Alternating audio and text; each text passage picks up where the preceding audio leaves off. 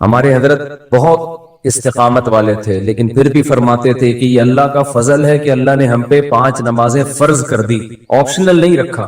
Optional ہوتی ہے نا، اختیاری ہوتی ہیں، تو شاید کوئی بھی نماز نہ ہوتی، ہم سے سوچتے ہی رہتے کہ چلو 5 نمازیں پڑھنا ثواب ہے تو پرسوں سے پڑھیں گے۔ اللہ نے ایسی فرض کی ہے کہ زمین آسمان ادھر سے ادھر ہو جائے، سفر میں ہو، حضر میں ہو، بیماری میں ہو، خوشی میں ہو، غم میں ہو، یہ نہیں چھوڑنی، ٹھیک ہے نا؟ تو مجبور ہیں بھائی، اللہ نے کہا کہ میں کوئی عذر مانوں گا ہی نہیں، سفر ہو کچھ بھی ہو پڑھنی ہے۔ ہم پہ ڈال دی جاتی کہ ٹینشن میں ہو تو چھوڑ دو، خوشی میں ہو تو پڑھ لو، تو ہم تو یہی سوچتے رہتا ہے ابھی تھکاوٹ ہے، آج رات دیر سے سویا ہوں تو فجر میں اٹھ گئے تو نیند پوری نہیں ہوگی، تو ایسا کریں گے 11 بجے پڑھ لیں گے، یہی سوچتے رہتے۔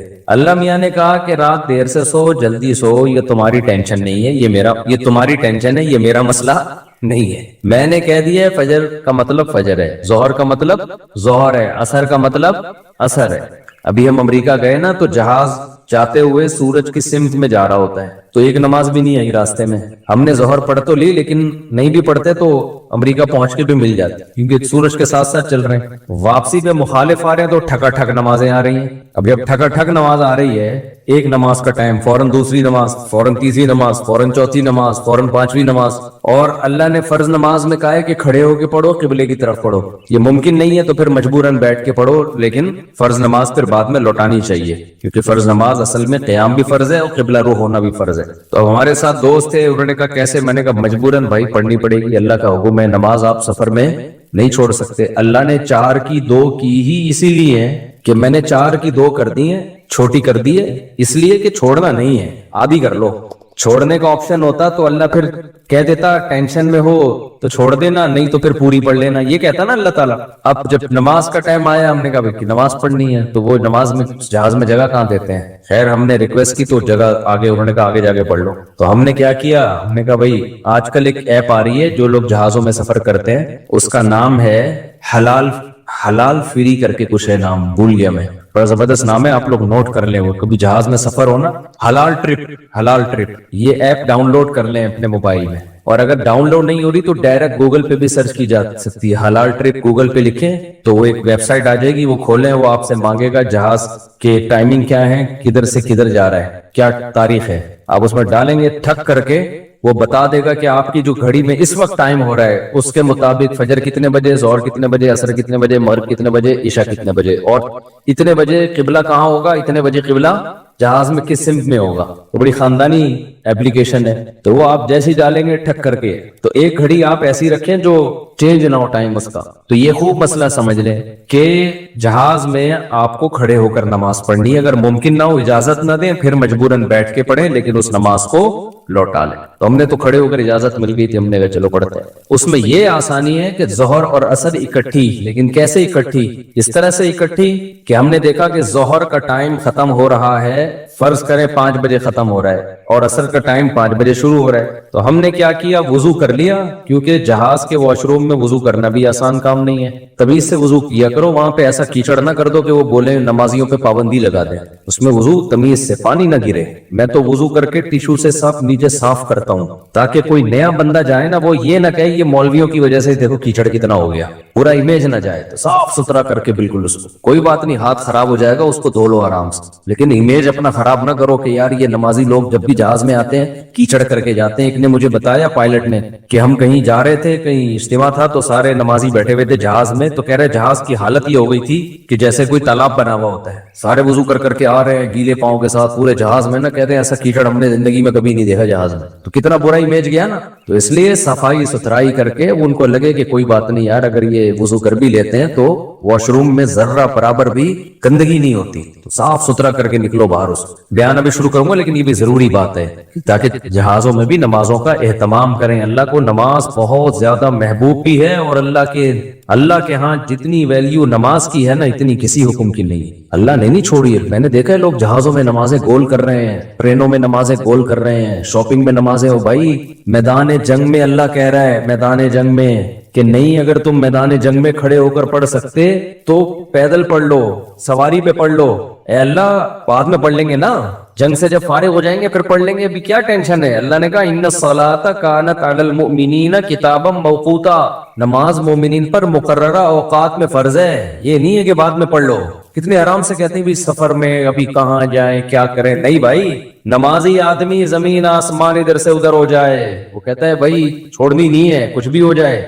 آج نمازی بھی نمازی نہیں رہے ہیں، تو ہم نے یہ ضرور کیا کہ اس میں وضو بہت مشکل کام ہے، تو اس میں پھر ہم نے یہ کیا کہ بھائی 5 بجے جیسے اپلیکیشن سے پتہ چل گیا شافی وقت کے مطابق 5 بجے ظہر قضا ہو رہی ہے، تو بھائی 4:45 پہ یا 4:50 پہ ہم نے ظہر پڑھ لی، قبلہ رخ کھڑے ہو کر 2 رکعت پڑھی ہے، تھوڑی دیر میں عصر کا ٹائم ہو گیا، اسی وضو سے عصر نم ڈالی، سمجھتے ہو؟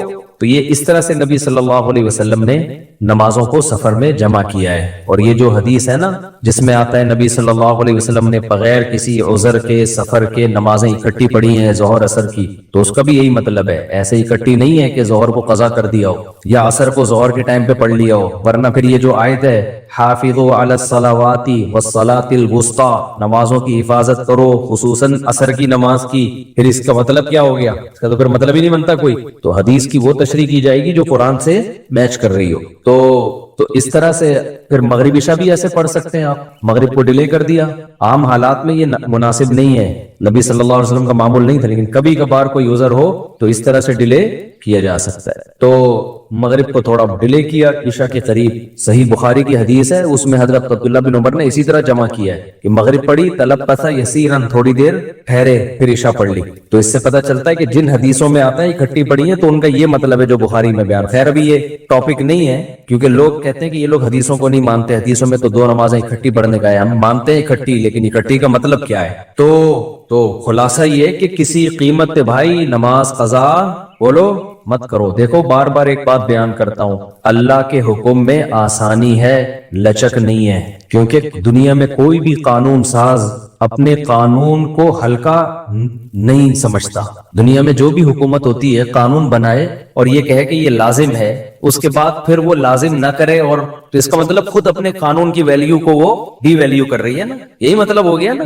دنیا میں کوئی یہ نہیں کرتا، تو اللہ قانون بنائے اور کہے کہ یہ فرض ہے، سفر میں بھی فرض ہے، حضر میں بھی فرض ہے، پھر اللہ کہے چلو میں نے کہہ تو دیا باقی تمہاری مرضی۔ نا نا نا نا نا نا، صحیح ہے، اللہ نے کہہ دیا اب ہے تو ہے، اب آپشنل نہیں ہے۔ رمضان کی بار بار میں بتاتا ہوں نا، روزے میں مزدور کو بھی روزہ رکھنا پڑے گا، کتنی سخت گرمی ہو، کیونکہ اللہ نے قانون بنا دیا بھائی بیماری میں سفر میں چھوڑ سکتے ہو، اس کا مطلب تیسرا کوئی عذر نہیں ہے، رکھنا پڑے گا۔ تو اس لیے جو فرائض ہے نا واجبات فرائض، اس میں اللہ کے قانون آسان ضرور ہے، لچکدار نہیں ہے، جب ہے تو ہے۔ اسی میں ایک اور مسئلہ آ گیا عدت کا، کسی عورت کے شوہر کا انتقال ہو جائے، اللہ نے قانون بنا دیا، آسان قانون بنایا۔ زمانہ جاہلیت میں بہت مشکل تھا، جب کسی عورت کے شوہر کا انتقال ہوتا تھا تو زمانہ جاہلیت میں عورت 2 سال عدت گزارتی تھی۔ کتنی؟ 2 سال، اور اس 2 سال میں وہ میلی کچیلی رہتی تھی، یہاں تک بھی بعض روایات میں آتا ہے اس کی جگہ کو گندا رکھا جاتا تھا، مینگنیاں لا کے ڈال دی جاتی تھی گند میں رہے۔ اسلام نے اس حکم کو ختم کیا، یہ ظلم ہے عورت کے اوپر۔ اللہ نے حکم دیا 4 مہینے 10 دن بس، اور اس میں میلی کچیلی نہیں رہے گی، نہائے دھوئے، بس زینت اختیار نہیں کرے گی، زیور نہ پہنے، خوشبو کا استعمال نہ کرے، زینت اختیار نہ کرے، باقی نارمل رہے، گھر سے باہر نہ نکلے۔ وہ ایک صحابیہ نے نبی صلی اللہ علیہ وسلم سے اجازت چاہی کہ بھئی 4 مہینے 10 دن میں یوں کر لوں، میں فلانی جگہ چلے جاؤں۔ آپ نے فرمایا اللہ تعالیٰ نے تمہیں یہ آسانی دی ہے کہ وہ زمانہ جاہلیت کا حکم اللہ نے منسوخ کر دیا، اب اتنی آسانی دے دی، تو اب اس حکم کو فالو کرنا پڑے گا۔ اب آج کل خواتین کیا کرتی ہیں، شوہر کی ڈیتھ ہوئی، جو دیندار نہیں ہے ان کی تو بات ہی نہیں کر رہا نا، ان کی نظر میں تو عدت ودت کی کوئی 2 ٹکے کی حیثیت ہی نہیں ہے، وہ تو اس کو تقیانوسی حکام سمجھتی ہیں۔ لیکن جو دیندار ہیں وہ بھی بھائی، وہ ڈیتھ ہوئی، شوہر کا چہرہ دیکھنے کے لیے جا رہی ہیں اسپتال، پھر وہ فلانے کے کام سے جانا ہے تو آج فلانے کے کام سے جانا ہے، تو آج یوں کرنا ہے، آج یہ کرنا ہے، یہ فلانے پورشن میں چلی جاتی ہوں، ماموں کے گھر جا کے عدت گزار لیتی ہوں۔ بھائی اللہ تعالیٰ نے جو عدت کے احکام دیے ہیں، شوہر کی ڈیتھ ہوتے ہی عورت کی عدت بولو شروع، اور عدت میں 2 کام لازمی ہیں، گھر سے نہیں نکلنا ہے، زینت اختیار نہیں کرنی۔ اب اس میں لوگ ہمیں تنگ کرتے ہیں، یار وہ چہرہ دیکھنے جانا چاہتی ہے ہاسپٹل میں، بھائی شوہر کو گھر لے آؤ، اگر بیوی نے اپنے شوہر کو دیکھنا ہے मैयत को घर ले आओ, औरत नहीं रोड पे आ सकती, जनाजे की चारपाई के पीछे पीछे जा रही होती है घर से बाहर निकल के, फिर अल्लाह को गज़ब आएगा। जब मैंने एक ऑर्डर दे दिया है उसको हल्का क्यों ले रहे हो? अयादत के लिए नहीं जा सकती वो, समझ रहे कि भाई फला बीमार है तो चलो मैं अयादत के लिए चली जाऊं, फला की डेथ हो गई चलो मैं ताज़ियत के लिए, हज खत्म हो जाता है उससे। हज की कितने मसले आते हैं, औरत ने हज की दरख्वास्त दी हुई है, नाम आ गया, हज पे जाने की तैयारी हो गई, शौहर का इंतकाल हो गया, अब जिस दिन जाना है 4 महीने तो हो जाएंगे, 10 दिन रह जाएंगे। तो हम कहते हैं भाई 10 दिन क्या, 1 घंटा भी रह गया हो ना 4 महीने 10 दिन होने में, आपको 1 घंटा पहले भी निकलने की इजाजत नहीं। बेशक हज जाया हो जाए कोई बात नहीं, हज कैंसिल हो जाए, क्योंकि हज की फर्जियत पे इद्दत मुकद्दम है। हज अगले साल भी हो सकता है, इद्दत थोड़ी हो सकती है। तो हाँ, ये अल्लाह ने आसानी रख दी है कि जिस औरत का कोई कमाने वाला ना हो, अल्लाह ने लचक, जहां शदीद जरूरत थी वहां अल्लाह ने खुद बहुत लचक रख दी कि भूखे तो नहीं मर सकते ना, कमाने वाला कोई नहीं है तो कमाने के लिए जा सकती, मजबूरी है वही कमाना। उसमें फुक़हा ने बयान किया दिन दिन में जाए बगैर ज़ीनत इख्तियार किए, और दिन दिन में वापस आ जाए, और सिर्फ कमाने की हद तक बाहर निकले, इधर उधर ना जाए। अब इसमें खवातीन ये क्यों ऐसे क्या, भाई अल्लाह का हुक्म है, अब उसमें आपको चूनो चिरा की इजाजत बोलो नहीं है, बस ऑर्डर दे दिया। फिर अल्लाह ने ये भी हुक्म नाजिल कर दिया कि अगर औरत प्रेगनेंसी में है तो बच्चा होते ही उसकी इद्दत खत्म हो जाएगी।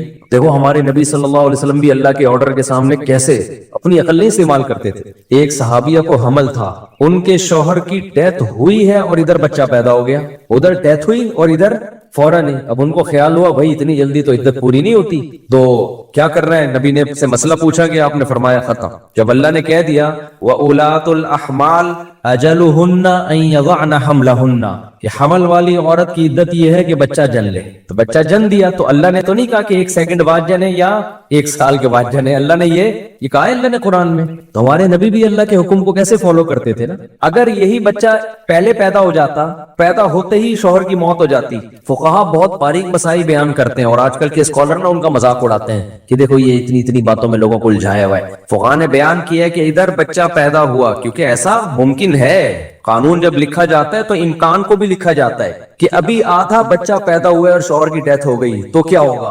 एक है बच्चा पैदा होते ही शौहर की डेथ हो जाए, तो बच्चा चूंकि पहले पैदा हुआ है, शौहर की डेथ बाद में हुई है, तो अब इद्दत क्या होगी, अब 4 महीने 10 दिन चलेगी। इधर शौहर की डेथ हुई और फौरन बच्चा पैदा हो गया तो इद्दत खत्म। अब ऐसे भी केस क़यामत तक के लिए दीन आया है ना, ऐसा भी मुमकिन है कि शौहर की डेथ हुई और बच्चा आधा पैदा हुआ है और इधर डेथ हुई उसकी, यानी विलादत हो रही थी और शौहर का इंतकाल। इम्कान तो है ना, लॉ जब लिखा जाता है ना तो उसमें इम्कानात भी लिखे जाते हैं। तो फुक़हा ने इसमें भी बहस की है कि उस सूरत में क्या होगा, या औरत कंफ्यूज है, पता ही नहीं चल रहा कि जब इत्तला मिली है तो बच्चा पैदा हो चुका था या नहीं हुआ था, इसके भी फुक़हा ने अहकाम लिखे हैं। तो बहुत बारीकियों में जाके, ताकि आइंदा आने वाले लोगों को कंफ्यूजन ना हो। आप किताब में जाके देखो, हर मसला फुक़हा ने डिस्कशन की है और उसको बयान किया है। तो जरा से फर्क से इद्दत का हुक्म चेंज, लेकिन क्यों इतना एहतियात क्यों भाई? अल्लाह का जब लॉ है तो वो 2 और 2 4 की तरह है। समझते हो कि नहीं समझते हो? जब अल्लाह ने कह दिया कि भाई जो हमल वाली औरत है उसका बच्चा पैदा होते इद्दत खत्म, अगले सेकंड में बच्चा पैदा हुआ इद्दत खत्म। हजरत आयशा का कौल है या किसी सहाबी का कि शौहर को अभी गुस्ल भी दिया जा रहा हो ना, अभी दफनाया भी नहीं जा रहा है और बच्चा पैदा हो जाए तो बस खत्म इद्दत, चाहे दफनाया भी ना हो, फौरन निकाह कर सकती है वो, ठीक है ना, फौरन निकाह कर सकती है। तो अल्लाह ने इजाजत दे दी उसको। अब इसमें हिकमत क्या है हमें नहीं पता भाई, अल्लाह का हुक्म है, नस वारिद हो गई तो नबी ने भी उस पर अमल किया, सहाबा ने भी, अइम्मा मुज्तहिदीन ने भी। लेकिन ये नहीं है कि जी 40 दिन की इद्दत, पास 40 दिन की इद्दत मना रही हैं, पास जो है वो सफर कर रही है इद्दत के दौरान। तो हाँ, घर अकेला है, वहशत है, उसमें बहुत ज्यादा खौफ है, कोई खतरा है चोरी चुकारी का, तो मजबूरी में फिर वो घर चेंज कर सकती है। जैसे कोई ऐसी जगह पे रह रही हो जहाँ चोर डाकू कोई साथ रहने वाला ना हो, वो एक अलग मसला है। दूध पीते बच्चे की उल्टी क्या नापाक है? ये सवाल पूछा है जी उम्मे ईसा ने मान सहरा से। दूध पीता बच्चा अगर माँ के कपड़ों पर उल्टी कर दे तो क्या ये कपड़े नापाक हो जाएंगे? देखिए, दूध पीते बच्चे की उल्टी और बड़ी उम्र के आदमी की उल्टी के अहकाम में कोई फ़र्क नहीं है।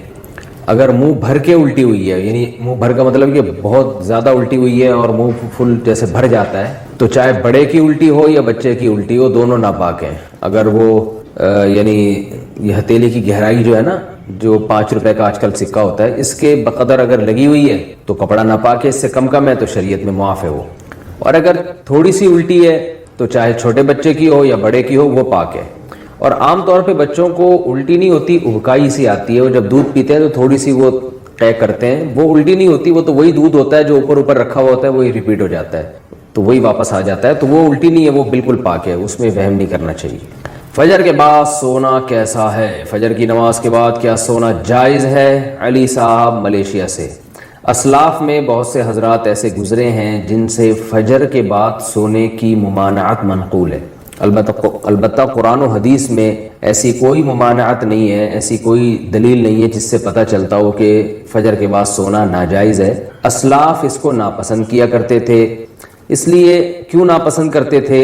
اس لیے کہ اسلام نے جو ہمیں احکام دیے اور فطرت نے جو احکام دیے ہیں اس سے یہ بہرحال پتہ چلتا ہے کہ یہ کوئی سونے کا ٹائم نہیں ہے.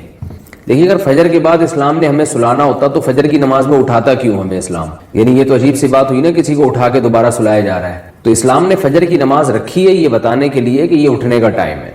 اور فطرت بھی یہی کہتی ہے کہ آپ فجر کے بعد نہ سوئیں. پرندوں کو دیکھ لیں، جانوروں کو دیکھ لیں آپ کہ پرندے صبح صبح کیسا چہچہانا شروع کر دیتے ہیں، بلکہ مرغا تو تہجد کے وقت سے ہی اذانیں دینا شروع کر دیتا ہے. اور آپ صلی اللہ علیہ وسلم نے فرمایا لا تسبوا الدیک فإنہ یؤذن للصلاۃ، مرغے کو برا مت کہا کرو اس لیے کہ وہ اذان کے لیے، وہ نماز کے لیے جگاتا ہے.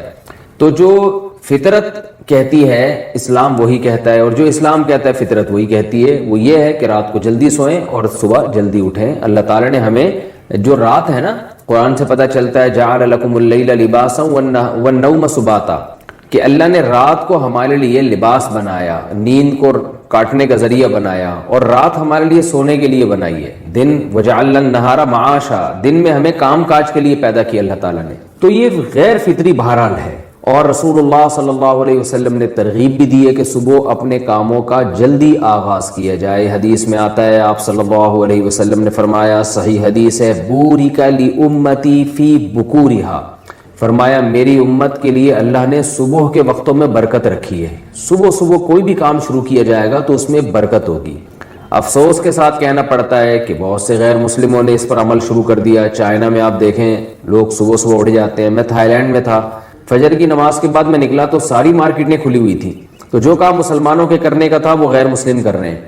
ہاں البتہ یہ ہے کہ جب آپ رات جلدی سوئیں اور صبح جلدی اٹھ جائیں تو پھر دوپہر کو قیلولہ کریں. سونے کا ٹائم دوپہر کو ہے، اس کی بہت تاکید ہے قرآن و سنت میں. قیلوا فإن الشیطان لا یقیل، آپ صلی اللہ علیہ وسلم نے فرمایا قیلولہ کیا کرو، شیطان قیلولہ نہیں کرتا. اور صحابہ، تابعین، اسلاف سب کی سنت ہے. گورے یہاں تک لکھتے ہیں کہ جب مسلمانوں کی خلافتیں تھیں تو پورا اہل اسلام دوپہر کو کھانے کے بعد سویا کرتا تھا، تھوڑی دیر آرام کرتے تھے، اور اس سے بہت زیادہ انسان کو طاقت ملتی ہے، دماغی بھی جسمانی بھی سکون بھی ملتا ہے، اور وہ بہت تیار ہو جاتا ہے بہت دیر تک کام کاج کرنے کے لیے. تو جو سونے کا جو نیچرل ٹائم ہے وہ ہے عشاء پڑھتے ہی آپ سو جائیں، اور رات کو بہت جلدی اٹھیں آپ. یعنی 5 6 7 گھنٹے، 5 گھنٹے 6 گھنٹے، کسی کو بہت زیادہ سو لیا تو 7 گھنٹے سو جائے گا. تو 5 6 گھنٹے کی نارملی نیند پوری کرنے کے بعد آپ اٹھ جائیں، اور پھر فجر کی نماز سے 10 15 منٹ پہلے آپ تھوڑی دیر کے لیے ایک شارٹ نیپ جسے کہہ سکتے ہیں، بہت تھوڑی سی دیر آرام وہ کر لیں، وہ بھی سنت ہے. یعنی آپ رات بہت جلدی سو گئے، عشاء پڑھتے ہی بہت جلدی رات کو اٹھ گئے آپ، کیونکہ کئی گھنٹوں کی آپ کی نیند پوری ہو جائے گی اگر آپ عشاء کے بعد سوتے ہیں. اور پھر فجر کی نماز سے پہلے آپ تھوڑی دیر، اذان کے بعد نماز سے پہلے 10 15 منٹ آپ تھوڑی دیر ہلکی سی نیند لے لیں، اس سے دوبارہ فریش ہو جائیں گے. اس کے بعد پھر آپ دوپہر کو کھانے کے بعد تھوڑی دیر آرام کریں، سوئیں. تو یہ جو نیچرل یعنی سونے کی یہ روٹین ہے، تو یہ بہت اس کی یعنی سنت سے بھی ثابت ہے، صحابہ سے بھی، اسلاف سے بھی. البتہ یہ کوئی فرض واجب نہیں ہے، کیونکہ بعض لوگوں کی روٹین ایسی ہوتی ہے کہ وہ بیچارے رات کو نہیں سو سکتے، ان کے کام نائٹ ڈیوٹی ہے کسی کی، یا کسی کو اسٹڈی کے لیے فرصت ہی اس ٹائم پہ مل رہی ہے، یا اور کوئی ایسا مسئلہ ہے کسی کے ساتھ، تو اس کا کوئی فرض واجب سے تعلق نہیں ہے. تو ایسی کنڈیشن میں اگر کسی کی رات کو نیند پوری نہیں ہو سکتی تو فجر کے بعد بھی وہ سو سکتا ہے، کیونکہ نیند پوری نہ کرنا یہ زیادہ نقصان دہ بنسبت اس کے کہ آپ غلط ٹائم پہ سو کے نیند پوری کر لیں. یہ پھر بھی نسبتاً بہتر ہے، نیند ہی نہیں ہو پھر تو بہت بڑے نقصانات ہو جائیں گے. تو نیند تو روٹی سے زیادہ ضروری چیز ہے. تو اس لیے نیند پوری کرنے کے لیے اگر کسی کو مجبوراً فجر کے بعد سونا پڑتا ہے تو کوئی حرج نہیں ہے اس میں، لیکن نارملی اسلام نے اس کو پسند نہیں کیا ہے کیونکہ اسلام دین فطرت ہے. تو حلال و حرام سے اس کا تعلق نہیں ہے. بہتر اور مستحب بہرحال یہ نہیں ہے. اور آپ صلی اللہ علیہ وسلم کی ترغیب بھی ہے کہ صبح کے وقت میں اللہ تعالیٰ نے میری امت کے لیے برکت رکھی ہے تو اپنے کاموں کا فجر کے فوراً بعد سے آغاز کر دینا چاہیے. اور وہ وقت ویسے بھی ذکر و تسبیحات کا وقت ہے, یہ ایکسرسائز کریں آپ اس میں. بڑی خاندانی بات کیا کرتے تھے. آج وہ باتیں ہمیں سمجھ میں آ رہی ہیں. اس وقت تو ہم مدرسے میں ہی رہتے تھے نا, باہر دنیا میں نکلے نہیں تھے, تو ہم کہتے پتہ نہیں کس قسم کی باتیں کر رہے ہوتے. آج جب دنیا میں نکلے ہیں تو اب پتہ چلا بھائی بڑی صحیح قسم کی باتیں کر رہے ہوتے. حضرت فرماتے تھے دنیا کی محبت کے 2 شعبے, اصل میں تو 3 شعبے ہیں. جب ہم کہتے ہیں نا دنیا سے محبت نہ کرو تو اس کے بہت سارے شعبے, لیکن میجر شعبے اس کے 3 ہیں. یہ 3 چیزوں کو کہا جاتا ہے دنیا سے. نمبر 1 حب باہ. باہ کا مطلب شہوت پرستی, ٹھڑک, لڑکیوں کو دیکھنے کا ہر وقت, فحش فلمیں کا, اور ہر وقت جو ہے نا حلال پہ کم بخت کو قناعت ہی نہیں ہو رہی ہے. کچھ ایسے ٹھرکی سوسائٹی میں ہوتے ہیں کہ نہیں ہوتے, کہیں کوئی انٹی گزر رہی ہو تو گھر تک پہنچا کے آئیں گے اس کو. اپنی بیوی سے بات کرنے کا ٹائم نہیں ہے, ہر ایک کی بیوی کو گھور گھور کے ان سے برداشت ہی نہیں ہوتا. اٹ از کالڈ ٹھڑک. یہ حب باہ کہلاتی ہے. کیا کہلاتی ہے؟ اس کو لفظ یاد رکھ لیں, حب باہ. باہ ہونی چاہیے. باہ کہتے ہیں مردانگی کو. یہ باہ تو ضروری چیز ہے صحت کے لیے. یہ نہ ہو تو آدمی شادی کیسے کرے گا, اولاد کیسے ہوگی, بیوی سے محبت کیسے کرے گا. لیکن باہ ایک حد سے آگے تجاوز کرتی ہے تو یہ ٹھڑک بن جاتی ہے. یعنی حب باہ کا اردو میں آسان نام لفظ کیا اس کے لیے؟ ٹھڑک. نہیں ہے بات سمجھ میں؟ تو باہ تو ہونا ضروری ہے. باہ ہی ختم ہو جائے گی تو پھر تو آدمی نہیں رہے گا نا, تو پجامہ ٹائپ کی چیز بن جائے گا بالکل. لیکن حب باہ کہتے ہیں ٹھڑک کو. ایک ہوتی ہے ٹھڑک حد سے بڑی ہوئی. کہیں بھی کوئی لڑکی نظر آئی تو ٹھڑک کے علاوہ کسی اور نیت سے دیکھتا ہی نہیں ہے اس کو. ہوتے ہیں ایسے سوسائٹی میں لوگ, ان کا علاج بھی کرنا پڑتا ہے, ان کو چھڑوانا پڑتا ہے کچھ دن, عورتوں سے دور رکھنا پڑتا ہے. کسی کو لڑکوں کی ٹھڑک بھی اللہ معاف فرمائے تو بہت ہی غلیظ ٹھڑک ہے, یہ بھی پڑ جاتی ہے کسی کو. تو اتنی ہو کنٹرول میں, شہوت کنٹرولڈ ہونی چاہیے. آپ کو حلال اور حرام کا فرق ہونا چاہیے. تو جس کے اندر یہ ٹھڑک ہے تو اس کو بھی تصوف کی اصطلاح میں کہا جاتا ہے یہ دنیا کی محبت کا مریض ہے. ہوتے ہیں کچھ لوگ ایسے, نماز بھی پڑھ رہے ہیں, روزے بھی رکھ رہے ہیں, زکاتیں بھی دے رہے ہیں, اللہ اللہ بھی کر رہے ہیں, مگر کہتے ہیں بھائی عورت ہماری مجبوری ہے. بھائی وہ کیا کہتے ہیں بھائی, تو بس وہ کہیں بھی ایسے میں نے دیکھا کاؤنسلنگ کرنے والے نیک لوگ کسی خاتون کو سمجھا رہے ہیں کہ اپنے شوہر سے محبت کرو. اتنی محبت سے سمجھایا کہ عورت کو اس سے محبت ہو گئی, کیونکہ اس مرد کے اندر ٹھڑک تھی. یہ سمجھاتے ہوئے اس کی نیت کیا تھی؟ خراب. بعض لوگ ہوتے ہیں تمیز سے سمجھا رہے ہوتے ہیں, ایسے ایٹیٹیوڈ عورت کے سامنے پیش کر رہے ہوتے ہیں تو عورت اس سے متاثر ہو جائے.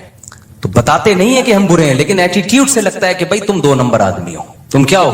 ایک آدمی کہہ رہا ہے میں کسی داڑھی والے کے پاس اپنی بیگم کو لے کر گیا تاکہ وہ میری بیگم کو سمجھائے.